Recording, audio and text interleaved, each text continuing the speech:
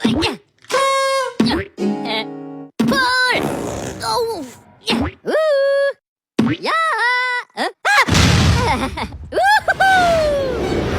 siang, Assalamualaikum warahmatullahi wabarakatuh. Shalom, salam hidup sejahtera.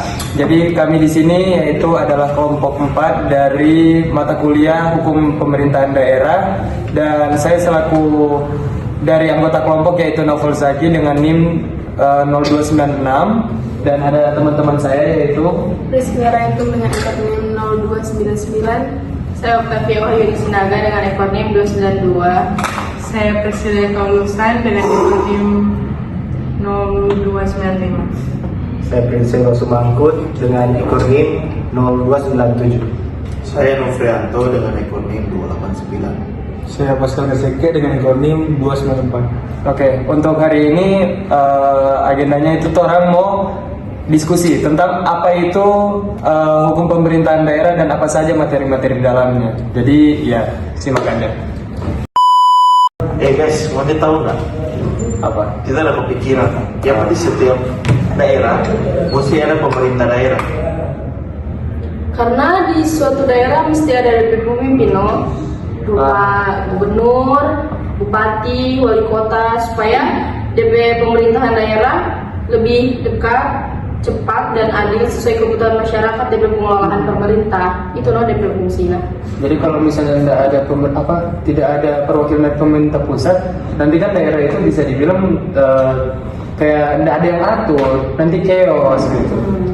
Lebih baiknya itu agar nanti ada perwakilan dari pemerintah pusat, itu contohnya ada bupati, wali kota, dan gubernur ya, gubernur, agar bisa mengakomodir dan mengakomodir agar contohnya seperti pendapatan daerah itu dari penghasilan, kekayaan alam atau hal lain sebagainya itu bisa masuk ke kas negara begitu. Itu bisa masuk kan? Iya. Nah itu. Tapi tuh, maksudnya orang tahu nggak apa itu hukum pemerintahan daerah? Itu di dasar loh, masa orang belum tahu? Oh iya. Sampai Kalau kita belum tahu. Oke. Belum tahu berarti. Sama yang tahu. Sama yang tahu. Singlish tuh tahu. Nah, mantap ini. Langsung ini. Silakan. Hukum pemerintahan daerah adalah bagian dari hukum tata negara yang mengatur kekuasaan organ-organ daerah, hubungan antar organ daerah dan hubungan antara organ pemerintahan daerah dengan rakyat, dengan tujuannya mewujudkan kesejahteraan rakyat di daerah. Mau tahu nggak DP dasar-dasar hukum? Dasar hukum pemerintahan daerah, tahu nggak?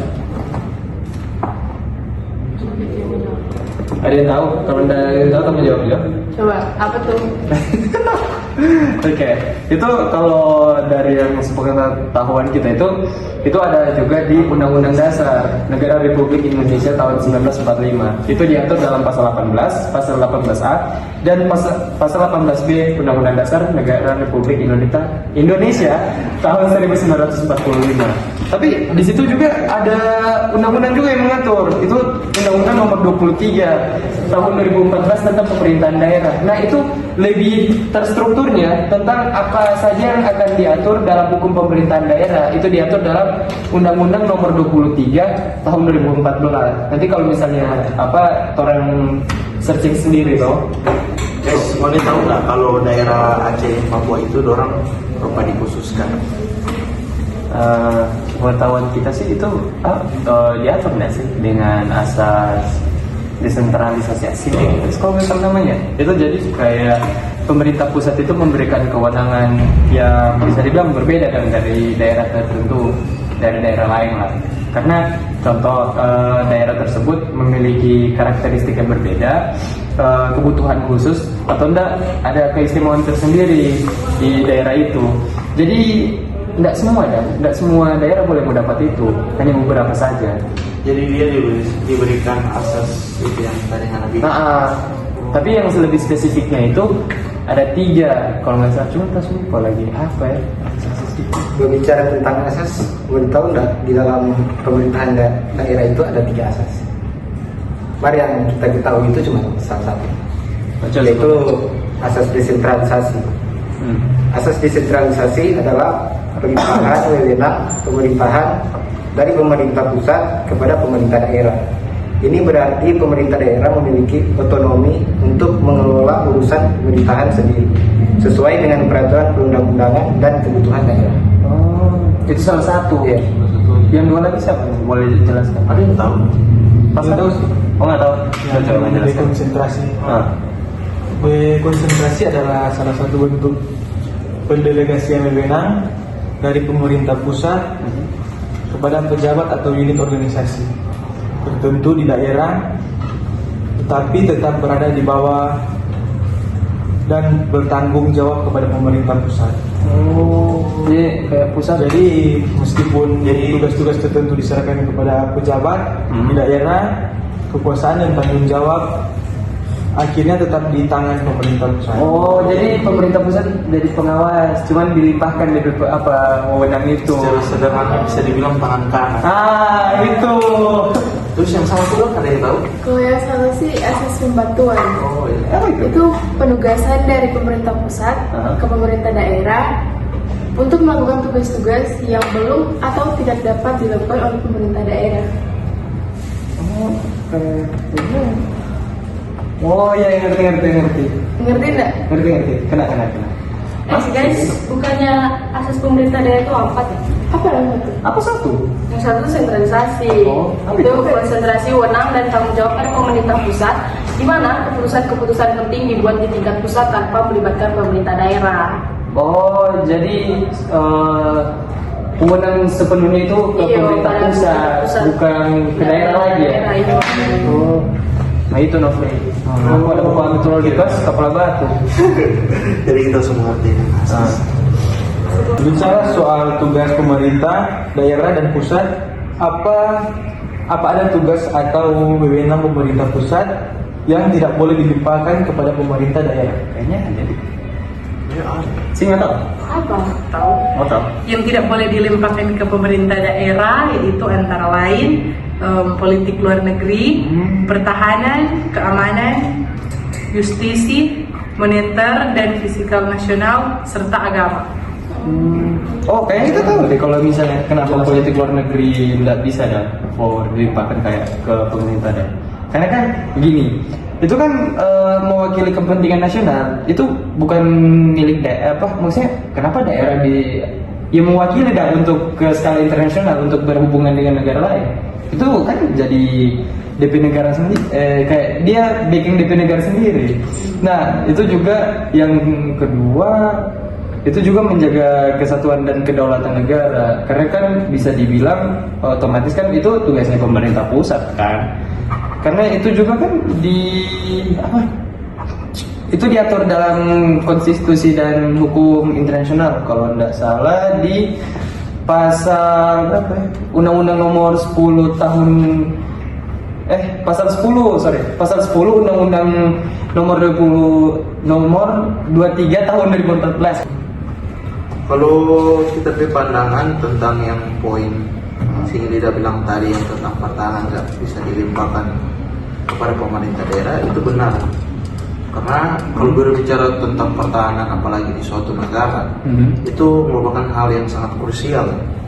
Jika setiap daerah memiliki kebijakan pertahanannya sendiri, ini bisa menciptakan perpecahan dan konflik. Oh, kayak apa waktu pas PKI Iya, gitu. jadi sangat krusial bisa dibilang. Betul masih Lida bilang tadi. Itu yang lain ada yang tahu nggak? Yang Mungkin ada yang kasih pandangan. yang selain dua tadi yang orang dulu sudah jelaskan. Selain itu kan ada keamanan guys. Keamanan itu kenapa nggak dilimpahin ke pemerintah daerah, karena keamanan itu urusan strategis dan bersifat nasional. Terus untuk menjamin kesatuan dan integrasi nasional, jadi nggak dilimpahkan ke daerah. Pemerintah daerah belum tentu siap dari segi kapasitas. Jadi itu loh kenapa dilimpahkan ke pemerintah pusat, tidak dilimpahkan pada pemerintah daerah. Kok nggak pada nama ada resiko penyalahgunaan kekuasaan oleh pejabat daerah, karena kan belum terpercaya juga. Oh sama juga kayak yang waktu PKI juga kayak yang tadi, begitu kan? Namun pemerintah daerah tetap dilibatkan melalui koordinasi dan pelaksanaan yang di lapangan. Cuma Oh, koordinasi jangan koordinasi. langsung. Oh berarti pusat yang sebagai pengawas, Iya. tapi orang yang turun lapangan begitu dah. Orang yang turun tetap diawasi oleh pemerintah pusat. Oke. Kalau yang lain loh? Ada juga agama. Puyo agama, apa itu? Nah, itu karena Undang-Undang Otonomi Daerah tidak memberikan kewenangan kepada daerah untuk mengurus masalah agama. Selain itu, urusan agama merupakan salah satu dari 6 urusan pemerintah absolut yang sepenuhnya menjadi kewenangan pusat, seperti yang disebutkan dalam pasal 10 ayat 1 Undang-Undang Nomor 23. Main bola sih memang kalau untuk pemerintah daerah. Masa Iya, pemerintah bisa. daerah atur agama? Bisa menciptakan radikalisme. Radikalisme, satanik lah apa segala macam, Betul. langit-langit gitu. Beda kan? Jadi bikin agama baru begitu kan. Sembah batu. Betul. Iya sih. memang. Korea. Kalau UCC bagaimana? Nggak tahu. Tahu ya? Enggak memang nih. Kenapa UCC tidak bisa dilimpahkan ke pemerintah daerah? Karena merupakan urusan pemerintahan absolut yang sepenuhnya menjadi kewenangan. Oh iya. Otomatis kan jadi pendapatan negara. Jadi ya orang tidak betah. Masuk kan? Iya. Udah. Aman aja. Oke, mungkin kalau dari kita sekian sih untuk hari ini untuk ya diskusi tentang Pemda lah. Mungkin ini pun terakhir kali orang mau bikin begini karena ya ada alasan tertentu. Tahu orang mati kapan. Alasan tertentu yang tidak bisa disebutkan. Oke, jadi sekian dari kelompok kami yaitu kelompok 4 dan see you next time and have a nice day. Bye bye.